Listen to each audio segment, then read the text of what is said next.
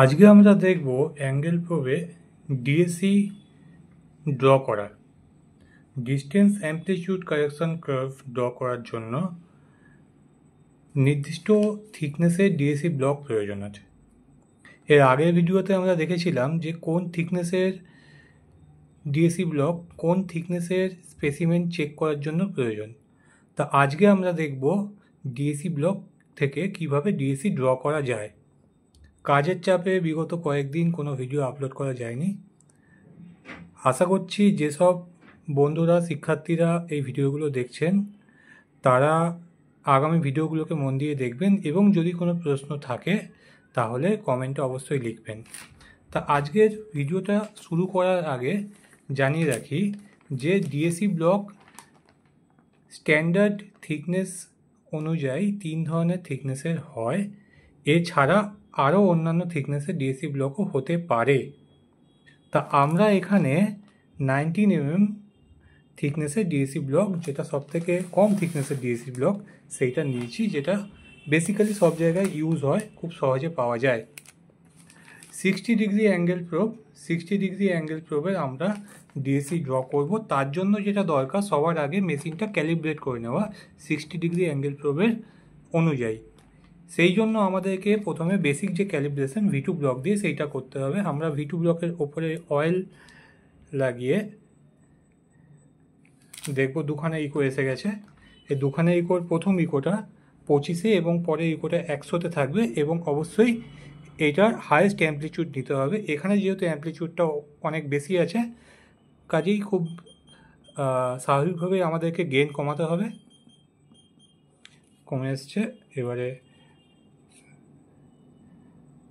Highest amplitude আমরা দেখে নিচ্ছি, এই পোজিশনে আছে। গেইনটা আরেকটু কমিয়ে দিলাম, 0টা সরিয়ে প্রথম ইকো 25, দ্বিতীয় ইকো 100-তে আনতে হবে।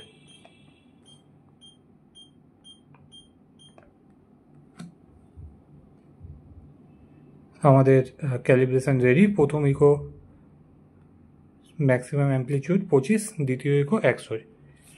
উল্টো দিকে ঘোরালে ম্যাক্সিমাম অ্যাম্প্লিটিউড 50 থেকে আসছে, 50-এর ইকোটা। Calibration ready. আমরা দেখে নেব মেশিনে ইনপুট কী দেওয়া আছে। 60-25 দেওয়া আছে, এটাকে 20 করে নেব। 60 ডিগ্রি অ্যাঙ্গেল, 20 mm থিকনেস।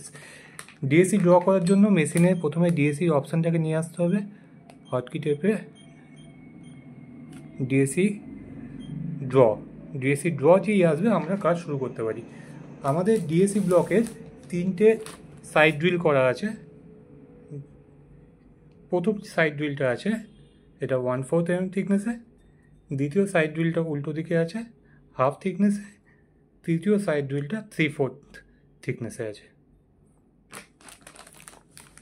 এর মেজারমেন্টগুলো আগের ভিডিওতে দিয়ে দিয়েছি, আপনারা চাইলে আগের ভিডিও থেকে এই মেজারমেন্টগুলো দেখে নিতে পারেন।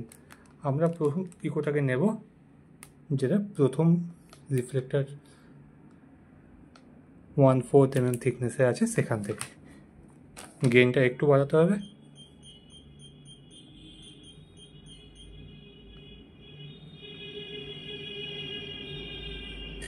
প্রথম যে রিফ্লেক্টরটা আছে সাইড ড্রিল 1/4, অর্থাৎ 20 mm এর 1/4 হচ্ছে গিয়ে 5 mm। আমরা 60-এর প্রোব ইউজ করছি 60, কাজেই আমাদের যে ইকো আসবে ওটা 10 mm থেকে আসবে। Basic formula T sec theta, T sec 60, T হচ্ছে গিয়ে আমার 5 mm ডেপথ, ইকো আসবে 10 mm থেকে, sec 60 2। এই ইকোটাকে আমাদের 80%-এ নিয়ে যেতে হবে।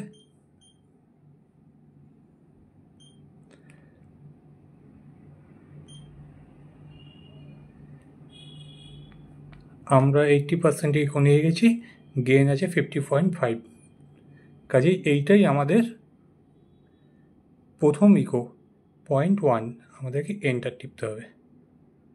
দেখতে হবে এই ডিএসির যে ড্র করার জন্য গেটটা আছে, গেট 1 এটা যাতে ইকোতে টাচ হয়ে থাকে। যদি ইকোতে টাচ না হয় তাহলে কিন্তু 0.1 মেশিন নেবে না। একবার 80% নিয়ে যাই, 80%, 0.1, এন্টার। 0.1 নিয়ে নিয়েছে। 0.2 হাফের যে থিকনেসের হোলটা আছে, হাফ থিকনেসের হোল ডিএসি ব্লকে, সেইখানে আমরা রাখবো প্রোবটাকে।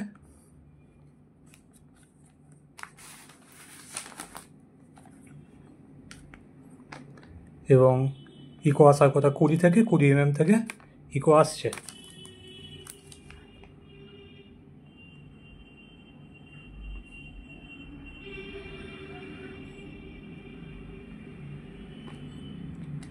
ইকোটা আমাদের অ্যামপ্লিটিউড এইখানে দেখাচ্ছে।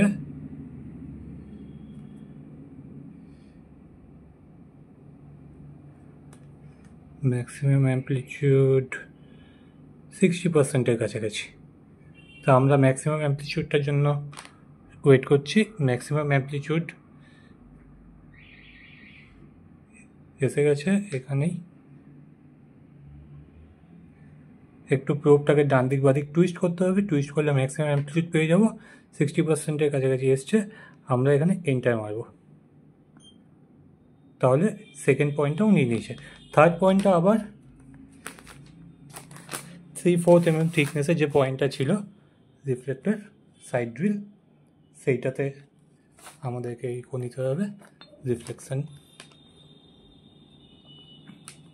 মনে রাখবেন এইখানে ধরার সময় এজ কর্নার থেকে, একেবারে কর্নার এজ থেকেও কিন্তু কিছু ইকো আসবে। কাজেই প্রপার যে ইকোটা আমাদের দরকার সেটাকে খুঁজে নিতে হবে, যেটা 3/4 mm থিকনেস, মানে 15 mm হচ্ছে 20 mm 3/4, 15 mm আর 15 দুগুণে 30 mm, সেক থিটা 2, টি সেক থিটা যদি করি 30 mm, এই 30 mm থেকে ইকোটা আসছে। এটাই আমাদের অ্যাকচুয়াল ইকো। এটাতে আমাদের এন্টার মারতে হবে। ইকো নিয়ে নিয়েছে 3টে ইকো। পরের যেটা ইকো সেটা হচ্ছে গিয়ে total thickness plus 1/4 mm thickness, অর্থাৎ থার্ড রিফ্লেক্টরটায় আমরা আরেকটা ইকো নেব, যেটা ব্যাক করে সাউন্ড ওয়েভটা ওই থার্ড রিফ্লেক্টরের পেছন দিকে হিট করবে এবং আবার আমাদের কাছে ফেরত আসবে। সেটা 1 + 1/4 mm, অর্থাৎ 50 mm থেকে একটা ইকো আমরা পাবো। এই ইকোটা 50 mm, এটা ম্যাক্সিমাম অ্যামপ্লিটিউড যেটা আছে সেখানে আমরা নিয়ে যাব।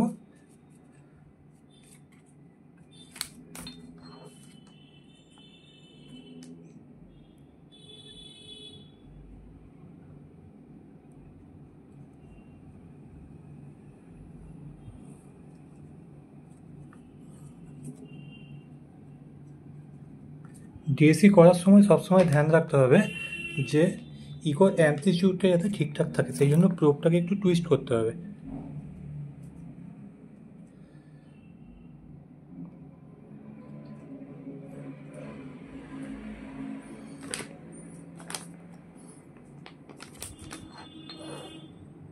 তেল লাগবে।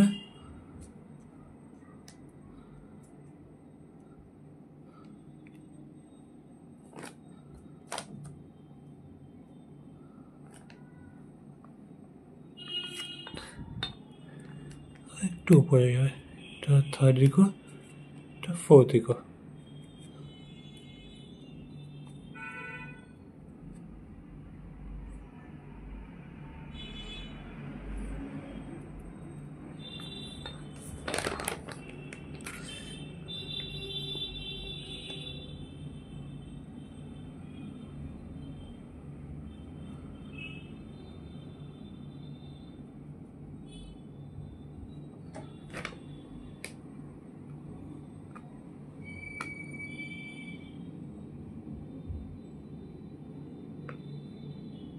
হাইয়েস্ট ইকো ক্লিক করলাম, আমাদের 4টে ইকো পাওয়া গেছে।